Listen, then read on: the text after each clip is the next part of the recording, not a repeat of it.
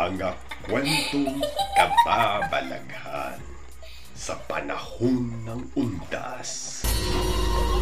Dito lamang sa Dear Max FM with DJ Gigi.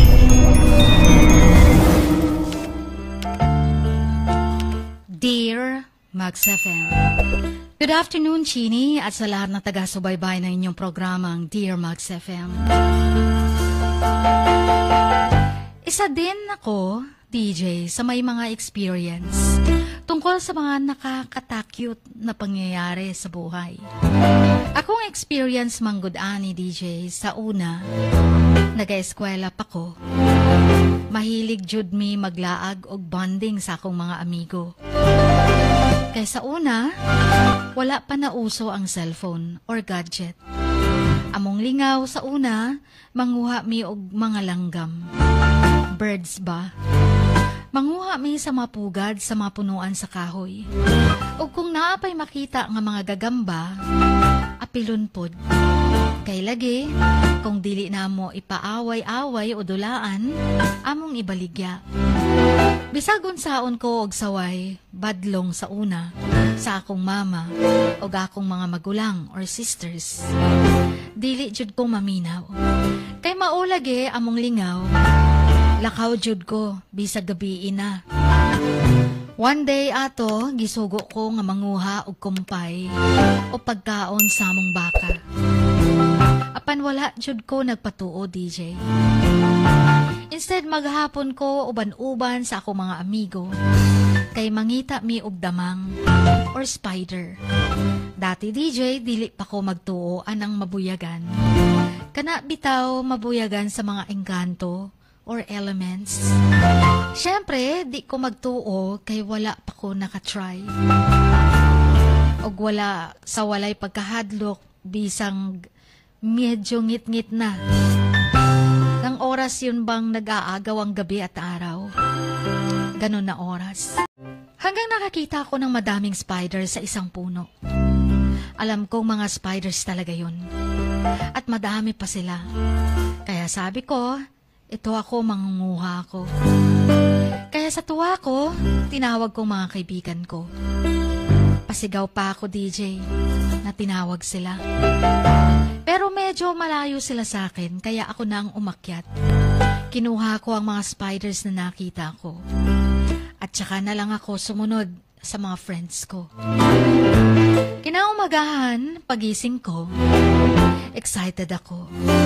Kasi sabi ko, madami akong spiders na nakuha. Pero nagtaka ako, DJ. Bakit ang manhid ng mukha ko?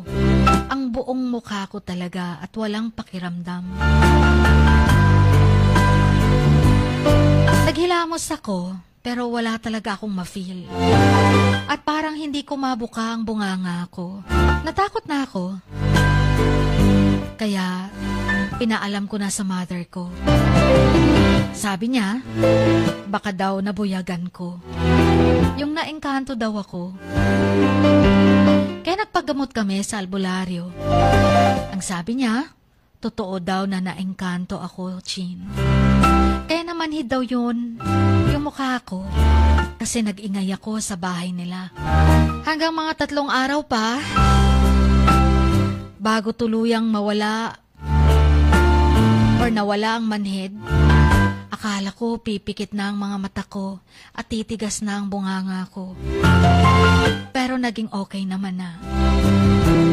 At yung mga spiders kong nakuha, akala ko madami. Pero isa lang naman pala na nasa lalagyan ko. Pero alam ko ang kinuha ko madami yun. Kala ko nga may ibebenta ko pa sa mga kaibigan ko. Pero nag-iisa lang naman pala. Ang ilang ingon, ato, kay lamat daw. Malikmata lang daw, kumbaga. Og di rin na lang tama na kong story. Thank you sa pagbasa. Ang inyong kamax. Sapphire.